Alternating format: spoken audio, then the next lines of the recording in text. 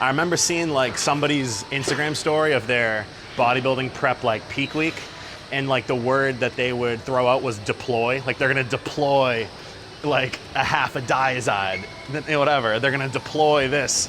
I thought that was the funniest word ever to describe what you're gonna put in your like morning the day before the show. We're gonna deploy 2 gallons of water, but no water after 6 p.m. And then we're gonna deploy 2 shots of vodka and whatever. The night, I just love that word. So I'm gonna deploy a Gatorade Zero, salt, electrolytes, and a full scoop of pre-workout in here. I'm gonna down this, and this better get me through my 1 or 2 sets that I care about. The rest of this workout, I'm on machines. I don't have that stomach ache that I always get every Monday. Full stomach ache all day long, anticipating this fucking workout. Oh, cheers, cheers, cheers. If I'm not crazy talkative today, I'm sorry guys. But later, towards the end of this video, the little kind of diet start, where to start with your macros and actually what foods to eat to hit those macros, is gonna be really good. That was fine, man. I mean, feels great. So I'm gonna try a new little camera angle here.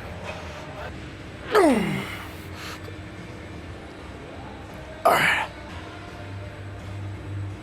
Oh, what the hell? That was easy. No carbs, sick. Where'd that come from? Gotta go up.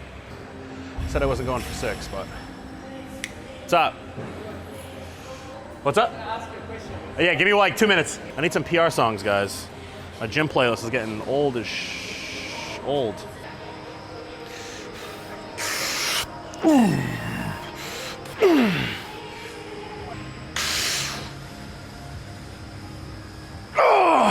All right, one more. Keep it safe, all right?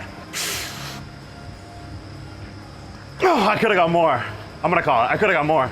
This bar bends like crazy too. I could have got like 1 or 2 more at least. Take the win. That was not hard at all. It's heavy, but let's do 4 plates. 4 plates for some higher-ish reps. And then I'm gonna do adductors for the old inner thigh. I'm gonna start bringing those back in with some leg press. It's a cool superset. I'll explain how I do it. Come on, man, let's go. This is where it fucking counts right here. This is where it fucking matters. Feels so light after having 6 on there.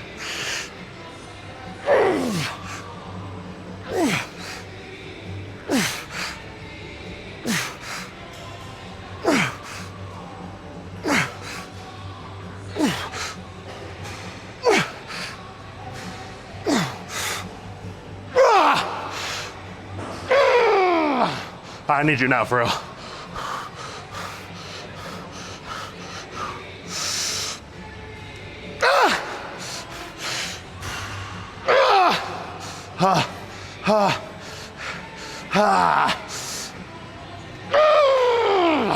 Two, I got 2. Let's go. I got 2.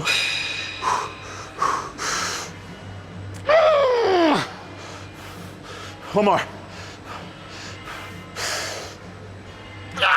That's it. Fuck yeah. Let's fucking go. Let's go.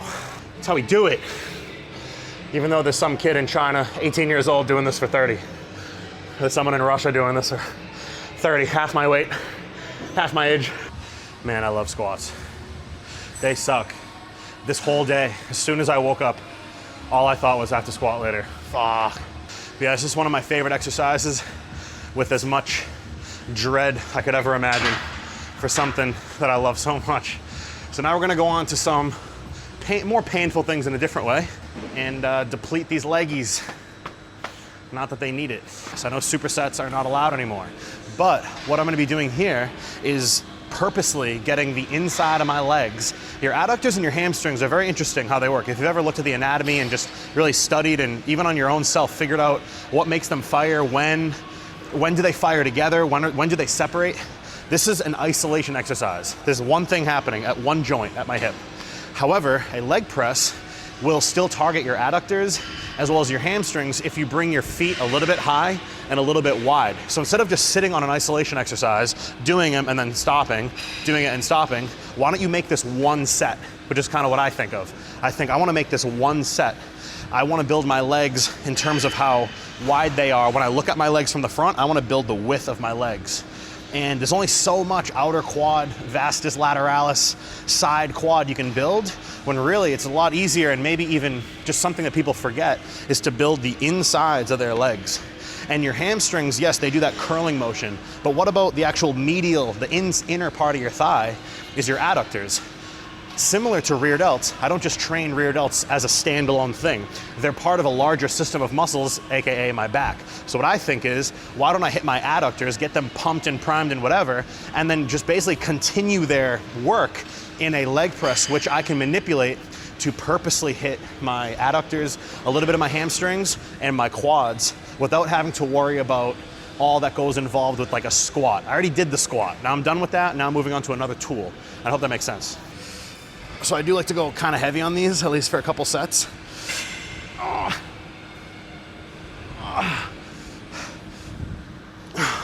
And I'll use my hands to kind of spot myself when I need it.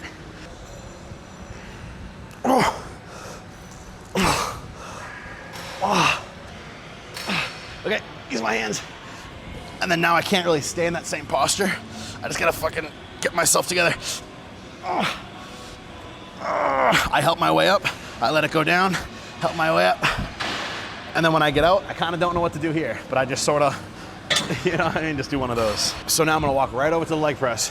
I'm not putting my feet together. Great. I'm not putting really my feet together with a quad focus. I'm getting kind of overall leg, but with an emphasis on the inside. Your adductors are actually a core muscle. They're a core stabilizer, which is weird. I'm not gonna get into that, but when I have pumped adductors, I feel this exercise a lot different than if I come into it cold. Yes, my quads are tired from squatting. I'm not talking about having sore quads right now. I'm just talking about the sensation on the inside of my legs.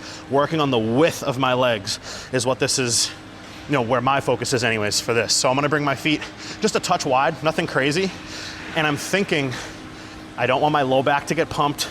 I don't wanna hit all ass. What I'm trying to do is I'm trying to make my ankle, my knee, and my hip 3 points that don't zigzag. And by doing that, what's gonna happen with my feet? So my feet are gonna have to come out just a touch. As I lower this, at a certain point, I get a little too much ass and my low back gets kind of like engaged, and I don't want that. So I just stop there. Yes, I could bury this knee to my fucking shoulder, but that's not what I'm trying to do right now. So what I'm trying to do is work on the width of my legs, and I do not stop at the top. I just keep the reps going and let this kind of come down to the point that it's gonna start pulling my ass and my glutes into the exercise that I just don't want.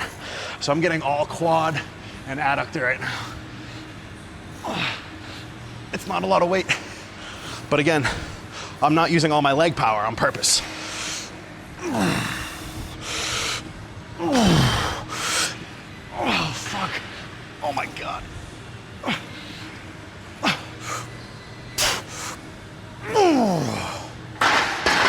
Okay, cool. All right, so I just hit my set of adductors. I brought the weight up a little bit. I'm getting towards failure. I like to be around just under 10 or 10 kind of at the most. Nice textbook reps. Let them get smaller, partials, and then bring your own hands in to spot yourself and just kill them.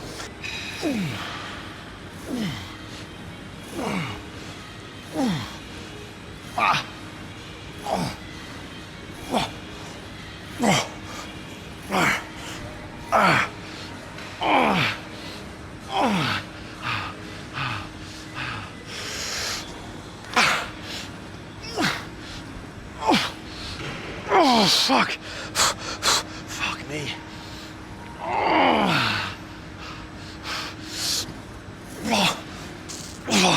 Trying my best not to stop at the top. Just keep them going. Come on.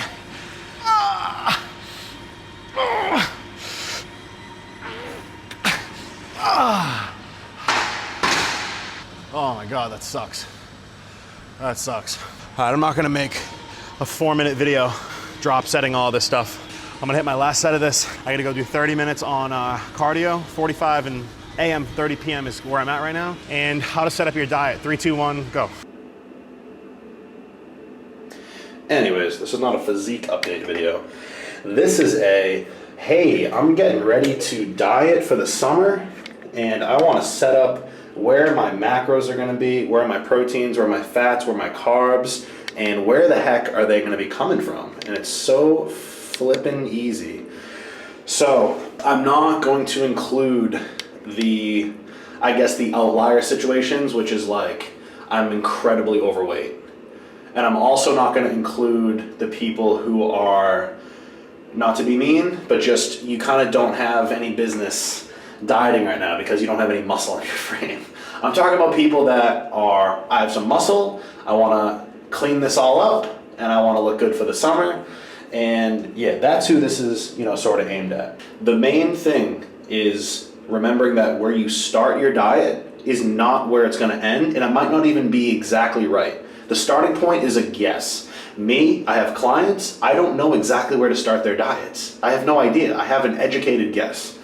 So I can do my best to maybe start them off on the right foot, in the right direction, based on what they've told me. What have they been eating for the last 1 to 3 months? How much has their weight changed in the last 1 to 3 months? Did they, I'm going to start dieting, now I'm going to start trying in the gym. Like, have they been doing any cardio? Just what's going on? Has their body weight changed? All that sort of stuff I like to factor in. I'm going to revolve this whole thing around single food ingredients. This is like my biggest philosophy, is not trying to eat protein cookies and protein waffles and protein cereal. I want to put proteins, fats, and carbs laid out and where to get those sources from, and I'm only sticking to single whole food ingredients. All right, so again, this is supposed to be super quick and a starting point that you're not attached to. You're just starting here and using the data that comes from it to figure out what are the next adjustments I make in my diet plan to get me in shape. Or if you're dieting other people, if you personally diet others or whatever, or this is kind of a little insight on what I do and how I set people up. So I'm going to base this on, I'm just going to keep the numbers really, really simple. I'm just going to base it on someone who weighs 200 pounds. I'm just going to keep it really simple. So someone who's 200 pounds, and I'm sorry I'm not doing kilos, but I'm going back to the units of kind of where I'm from. So you got a 200 pound person. I'm going to be putting their protein at 1.5 times this number. So I'm going to 300, okay? I've done a gram per pound of body weight. I've done 2 grams per pound of body weight. And I found the sweet spot was for me in my body, and I haven't really heard or had any problems with anybody overeating protein at around 1.5 times their body weight. This is for men, and this is for men who are not super overly overweight that need to lose 100+ pounds, and it's also not for people that have absolutely really no muscle, and not to be mean, just really don't have any place dieting right now. You need to build some tissue. I'm not talking about either of those extreme outliers. I'm talking about the majority of you guys. 300 grams per day. Fats are going to be 1/3, maybe if you're a little bit heavy, like if you've really got a good 40+ pounds to go to drop, I would say maybe 1/4, but I'm going to say 1/3 of your body weight, and that's going to be let's say 65 grams per day. The carbs is what is going to be the thing that changes for you as you diet. So protein and fats, they're going to stay the same. There's really not, in my opinion, there's not really any reason to be bringing fats super high, bringing them super low, things like that. Your fats are not, like lipids, like what fat is, whether it's from consuming fats in your food or from just, the body fat in your body. The process for this fat right here to get into my muscle during a rep in the gym is a lot longer and more arduous for the body to take on as opposed to glucose, which comes from carbohydrates. So in my opinion, and from my body in the gym and pretty much anybody I know, performance in the gym is freaking awesome when your carbs are high, right? So I'm not really going to be in an environment where I'm thinking I need to lose weight, I need to create a calorie deficit, I'm putting my body in a position where I'm not eating enough food on purpose to burn my own adipose tissue fat cells and get leaner. I'm not really trying to push the fats up for energy in the gym. I'm keeping fats at a point that let my body do what it needs to do in terms of its hormones, in terms of its organ function. But beyond that, I don't really see a purpose. I'd rather those calories go to carbohydrates, especially because fats have 9 calories per gram and carbs have 4. So you can eat a lot more grams. You can eat over double the amount of carbohydrates for the exact same amount of calories that fats would give you. So the third chunk, the carbohydrates, is really, that's going to be the hardest variable to kind of start at. And what I think is just start at your body weight. Especially for people that this is your first time dieting, you've never really tried to lose weight before, or whatever. Don't be deceived, though, that it's too high. Because I cannot tell you guys how many times I have written a meal plan for somebody who tells me, I'm barely eating, I'm doing all this cardio, I can't lose weight, blah, blah, blah. And then I write them a meal with like all these carbohydrates, and dude, their weight drops like crazy. Just the metabolic environment they were in was like a sponge that had no water in it, and I just gave that sponge, a good amount of water, and it came to life, is the best analogy I can give it. So carbs, I'm just gonna say 300.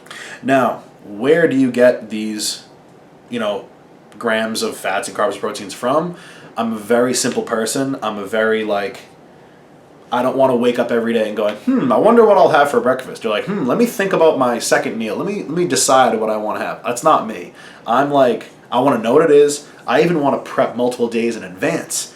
I don't want to be waking up thinking, what am I going to eat today? Like, that's not conducive. That's not really, in my opinion, a good environment to be in if you really have fat loss goals and you really want to be lean and see your abs, see your muscles and everything like that. What we're going to do on this first meal for you people that right out of bed you have to go train, gym, not cardio, I'm talking about weights. Put the pre-workout meal that you're going to see as your first meal and just swap them. Or put the carbs from your pre-workout meal here on meal 1. For setting up the number of meals per day, it depends on your job, it depends on your day, it depends on your work, your obligations, your responsibilities, things like that. When I was working in construction and my alarm was going off, well before 5 in the morning, and I was getting to bed around, 10, whatever o'clock at night, if I was eating 5 meals a day, man, that would have been such a struggle because I would be going, hours between meals, and I was working a labor job. So I preferred slightly smaller meals, and I preferred 6. Whether it's 5 or 6, at the end of the day, as long as you hit those macronutrient calorie, quantities, you're fine. But let's just break this up for this person. They're going to go 5 meals. So I want fats and protein in meal 1 and 5. The first meal of the day, I want to get fats and I want to get protein in my system. And I personally would advise to keep the carbs out of the first meal so that you can keep your blood glucose lower and continue the effect of not having carbs in your body through eating and extend what you had overnight. Because overnight you're not eating, you're asleep. So the last meal that you had the day prior having carbs in it, you're going all night without carb intake, even past meal 1 without carb intake. And now you're going to load up closer to the workout window, like a peri-workout window is where I like to put the carbohydrates. Meals 2 and 3 are going to be carbs, protein. I'm not going to tell you what to do. I'm just going to tell you to try going to the gym with a lot of fats in a meal right before training. For example, a meal with olive oil or peanut butter or macadamia nut oil, or just a high oil meal, ground beef, that's like a high fat meal. If you have a lot of fats in your stomach with carbohydrates and protein, all 3 macronutrients, and then you try to go lift some weights, I've had a hard time with feeling like my food's coming up, even if I've eaten 2 hours prior. When you have all 3 macronutrients in your stomach at once, the digestion's a little bit slower. And you can use that to your advantage. I would advise keep it away from the meal right before the gym. The meal right before the gym should be as light and easy on your digestive system as possible because you don't want that interfering with your training. And then now you have meal 4 is going to basically be kind of the variable meal depending on where you train. So what I would like to do is instead of saying meal 1 and 5, I'm going to delete those and just go fats, protein in your first meal and last meal.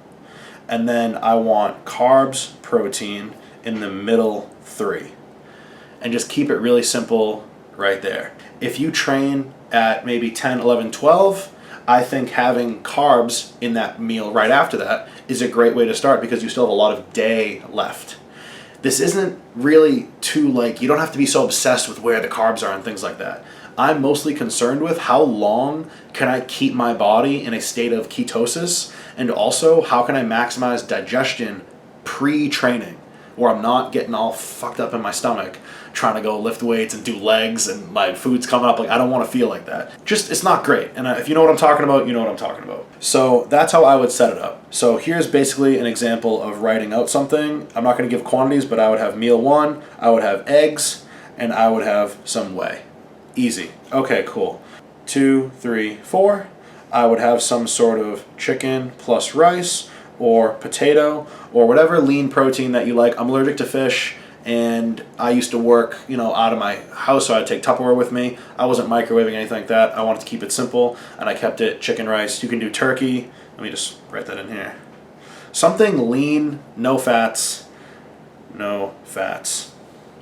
plus a good carbohydrate that keeps you full. Potato is going to keep you, I don't want to say it's going to keep you full, but it's more food to eat, which is good on a diet. If you are in a position, that I'm in, or if you're like me, when I eat rice, it's gone so fast. But potato takes up more volume of space, especially if you cook it on the stove in boiling water, as opposed to air frying it, which sucks all the moisture out and makes the food actually smaller amount of volume.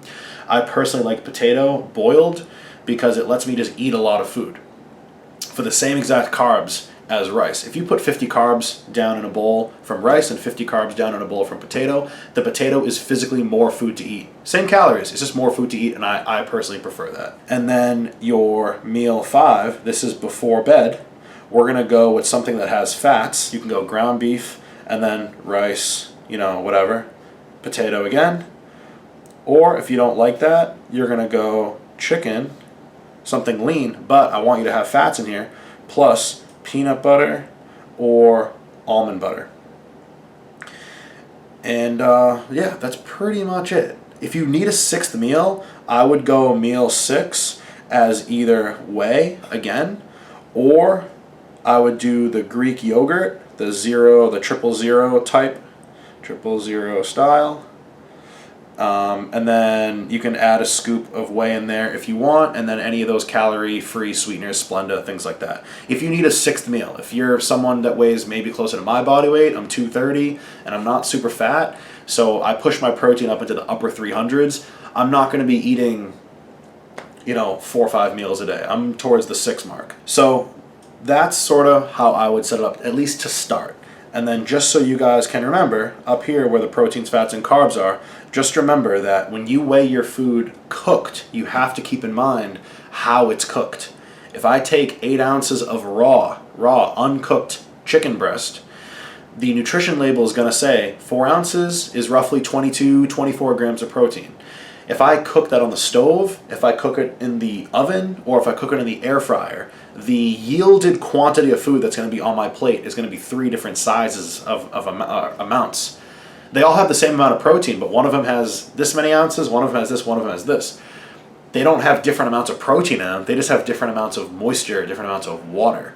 So what I personally like to do is figure out, what do I need to weigh raw to hit the protein goal I need, and then however I cook it, whatever it yields, I can go by either one. So if I cook a huge batch of chicken, I'm not measuring it raw, but I know, for me, I need about 70 grams of protein per meal. So I cook 14 ounces of raw chicken. Whatever that yields me is whatever it yields me, but I know that from the raw position of measurement, I have the right amount and I'm good. So 14 ounces yields me 10 or 8 or 9 ounces cooked. I can go either way because I know that it's the same amount of protein. It doesn't matter which way I got it. I know 14 uncooked yields me 9 cooked via the method that I choose to repeatedly cook this food over and over and over again. So keep that in mind too. Don't get caught up in the arguments where people go, should I weigh my food raw? Should I weigh it, cooked? Your nutrition labels on the food are based on raw. That's what the nutrition label is based on, is uncooked. So use that to your advantage. Think 4 ounces of chicken, uncooked, is roughly 22 to 24 grams of protein. You are a 150 pound person or 180 pound person. You're having 5 meals a day. You're going to distribute your protein evenly, divided by 5. How many ounces of chicken is that for you in your second, third, or fourth meal? Just do the math. It's super, super easy. As far as the fats, using the first meal of the day and using the last meal of the day, I personally think is a good idea, because when you start your day, you haven't had any nutrients in such a long time. So I want to give my body, again, your body's like a machine. If it doesn't run properly internally, then bad things are going to happen. Don't do this. Rhetorically, imagine or try eating 0 fats. Do you know how crappy you would feel if you ate no fats? You would feel horrible. It would affect everything hormonally inside you. It would affect everything. So I want my fats, like I said, to be as low as they can be without messing me up, my hormones, my testosterone. I don't want any of that stuff having problems. Meal 1 is going to have fats. Your last meal of the day is going to have fats. The ones in the middle around your workout, pre and post, are going to have protein with carbs and no fats, because we want to help our digestive system as best as possible. Remember, you guys aren't normal people. You're not regular ass people who literally will wake up before work, they stop at a gas station, get some bullshit out of the fridge, they go get whatever at their stupid lunch meeting, pizza, whatever nonsense. Like, you're not like that. You're eating a very abnormally high amount of protein. And protein is what? Amino acids. What is acid? It's acidic. So what happens when that has to pass through all your organs in your body? I mean, you're putting a very high acidity over and over, 5-6 times a day. You're putting amino acids through your digestive system, where the average human on this planet is maybe doing that, 2 times, 3 times a day. They're really caring about a protein portion. And we're doing it in excess. We're doing 1.5 times our body weight. That's a lot of acidic foods coming into your digestive system over and over and over again. So spread them out evenly. No issues with your digestion. I mean, you don't want digestive problems eating chicken and rice. You shouldn't be distended eating chicken and rice. That's why I'm a really big proponent of the single ingredient foods again, because I don't have really much to F me up, because I'm not eating Protein Quest chips. I'm eating chicken, 1 ingredient. Rice, I'm eating potato. Zucchini, all 1 ingredient. This basic outline here, it's not going to set you up for 4 months straight. It's just going to set you up like an out of the gate starting point. So just figure out, how much do you weigh? How chunky are you? Be honest with yourself. If you overshoot your protein, it's not a big deal. If you undershoot it, I wouldn't say it's a big deal, but I would just say, maybe just go for that 1.5 mark. Start your carbs off at the same exact spot. Your fat's at 1/3 of your body weight, and just look at the nutrition labels and just think, 4 ounces of raw chicken gives me 22 to 24 grams of protein. 4 ounces of raw ground beef, 93.7 or 90.10, gives me 20 to 22 grams of protein. 1 egg gives me 6 grams of protein and I believe 6 grams of fat. 36 raw uncooked rice, 45 grams of rice uncooked gives me 36 grams of carbs. Roughly, when I throw that in a rice cooker, 200 grams of rice cooked yields me roughly 50 grams of carbs, 4-to-1 ratio. Potatoes, uncooked, always measure potatoes uncooked. Always, always, always measure potatoes uncooked. Every 100 grams of potato, uncooked, raw, gives me 20 grams of carbs. So just have all those basic pieces of math. You're going to find yourself eating maybe 5 or 6 total food groups. I'm not talking about the zucchini and the Brussels sprouts and the mixed veggies and the spinach. I'm not talking about those, because those are just more for, honestly, some flavor, some variety, spice up your meals without adding a lot of calories. And yes, there are micronutrients and little things that are very beneficial in those. But this is sort of the basic outline that I would recommend for starting a diet phase on. You are not giving your body all the energy it needs. That is what dieting is you're purposely depriving your body of energy so that it pulls from its own energy, its own stored energy. This body fat here, all this stuff needs to go. This will eventually be burned through exercise, cardio, or just your NEAT. What does NEAT stand for? Oh my God. Non-exercise activity thermogen. I forget what that acronym is. Your NEAT is just your body's energy it burns just existing. Breathing, digesting, sleeping, just being a person, not even gym-related stuff. So remember, you got to get rid of all this. You have to get rid of all that fat. And it's not going to happen in a calorie surplus. It's going to happen in a calorie deficit. So you do have to bring your calories down. So I do think starting the day with a no carb meal is just a good place to start. It's just a good place to start at. It might not apply for you because you might be in a labor job and you burn through calories like crazy, and eating 200 grams of rice might be hard for you, and you might have to put a little bit of carbs in your first meal. But at the end of the day, the basic setup that I gave here I think is an easy, simple way to start. Don't overcomplicate it. Don't psych yourself out. Just think, I get 5, maybe 6 times a day that I'm going to eat, maybe 7 times a day that I have to eat. I'm going to roughly evenly disperse my protein amongst all those 5 or 6 or maybe even 7 meals. I'm going to put my fats in the beginning of the day from things that I can easily digest, maybe eggs, maybe certain, even butter, anything that's just a single ingredient, good, hearty, healthy food. In that, I'm going to have my fats at the end of the day before bed, so I go to bed with a little bit more satiety and not going to bed feeling hungry. And then the middle of the day, I have 2 macronutrients to worry about, where I'm thinking I have a workout coming up, and I just had a workout. You know, that's the peri-workout window, is the stuff that happens pre, even intra, and post-workout. I can't get into your diet in 2, 3, 4, 5, 6, 7, 10, 20 weeks from now because I don't know what's going to happen to you, and neither do you. But at least as a starting point, start here and watch what happens after. Give it 7 full days, no cheat meals, no missing meals, no nothing. Start with maybe 30 minutes of cardio after every single workout, or if you have something at home, an apartment gym, just do 5 times a week, 4 times a week cardio. Doesn't have to be too complex. Your first week, your first couple of weeks, even me writing plans for people, the first couple of weeks for clients and even for you is a total guesstimate as best you can.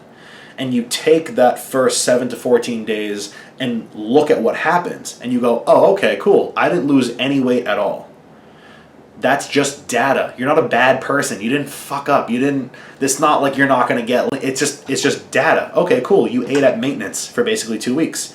Let's create a really strong deficit now. Let's pull some carbs. Let's bump some cardio up. Or let's say you dropped 6 or 7 pounds in the first week. This deficit was a really big gap. So maybe you started your carbohydrates maybe a little bit too low. Maybe they don't need to be that low. Or maybe you gained weight. You know, oh shoot, I overshot my carbohydrates. And you go from there and you adjust. But at least to start, where to start, so you have some confidence in yourself and you have some, like you're kind of excited about this mentally and you're not worried, is this a good place to start? How do I set up my macros? How do I set up my meals? And things like that. Just spread your protein out evenly. Fats in the morning, fats at night, and the carbs around the gym. I hope that helps. If you have any questions, message me on Instagram, comment below. I will even do personal one-on-one case studies with people, and I can, go through week to week with you. Whatever you need me to do, I don't care. I love this stuff. I mean, this is like my favorite thing in the whole entire world. So I'm gonna stop the screen recording here. Flip back over to landscape. I wish I included this because I feel like people might have clicked out of the video already. But one thing you have to remember is that if you're coming off a bulk or a calorie surplus phase, or you're coming from an environment of lots of food, you have to remember that your insulin sensitivity, which is basically, as easily as I can explain what insulin sensitivity is your body's, how efficient or not efficient your body is at utilizing carbohydrates. If your body is not efficient at utilizing carbohydrates, and the uptake is not really there, and your pancreas, which secretes insulin, is not keeping up with the amount of carbohydrates you've been eating, not just for a day. I'm talking about you guys that have been bulking for months, maybe even years. You've been just pounding food and getting bigger. I've done it. It's kind of awesome because your gains just constantly are going up, up, up, up, up. It's like the greatest thing in the world. So I've been there. I'm not judging you. I'm just saying, if that's you, your out of the gate approach, it's not going to be what the guys, like to say on the internet, where it sounds so easy. Oh, just create a 500 calorie deficit per day. And, at the end of the week, you've burned 3,500 calories. 7 times 500 is 3,500. And there's your pound of fat loss. Dude, if you've been pounding food, and I don't mean just eating a bunch of rice. I'm talking about you've been dirty bulking, or you've just been really over the top with your calories. And you're a beast in the gym. And you've built a lot of muscle, and now you want to reveal it. It's not going to come from a little 500 calorie a day drop. It's not. Your insulin sensitivity is probably pretty shot that you need to really kind of like yank those carbs really hard out of the gate. And what that's going to do is it's going to create a hunger response. Because I guarantee you guys at the end of your dirty bulk or your big calorie surplus push or your multi-month long, maybe even multi-year long bulks or whatever, because I've done it. You drop 50 carbs or 100 carbs and you add in a half-hour cardio and you create a 500 calorie daily deficit, that's not going to do shit. That's literally not going to do anything. You need to seriously like kickstart that diet and really pull the carbs and create a harsh deficit like right away, because the metabolic environment that you're in is so inefficient.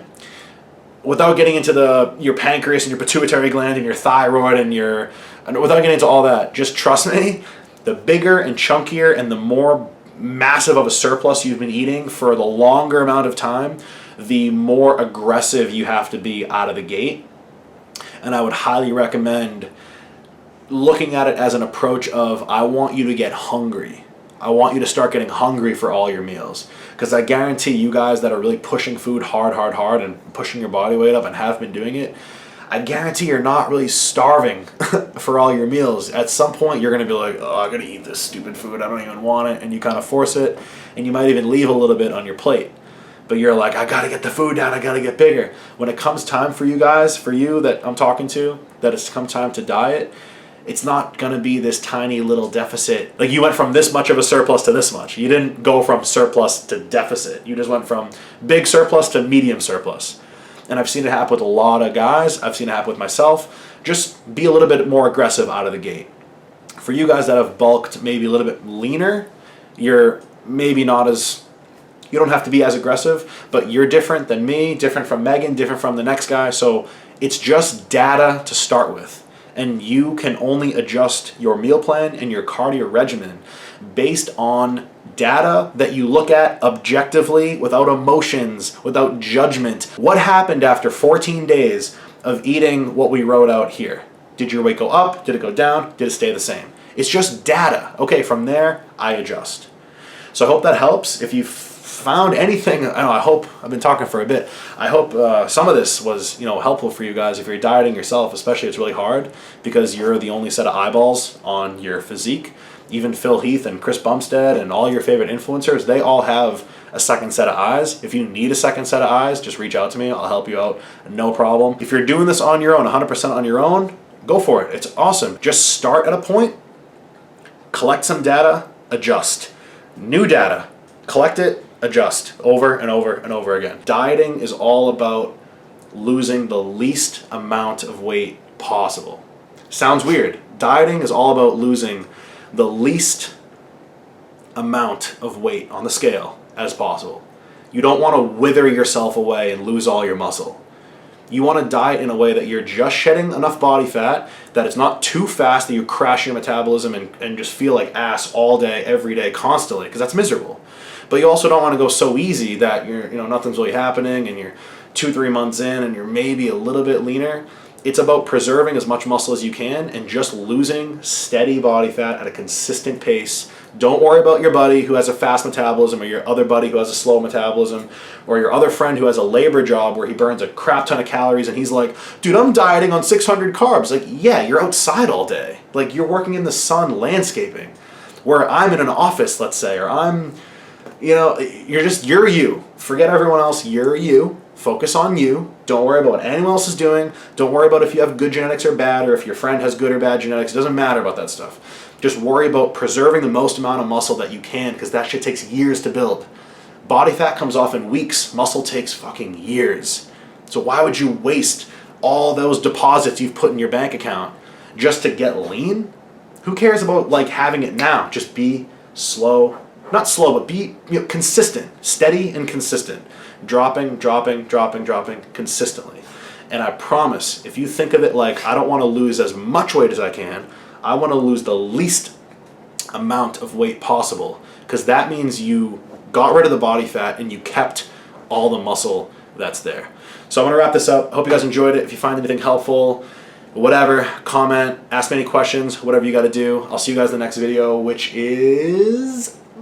maybe legs. No, not legs. This is legs. Chest. I think chest next. Chest or arms, because I got sick. We'll see.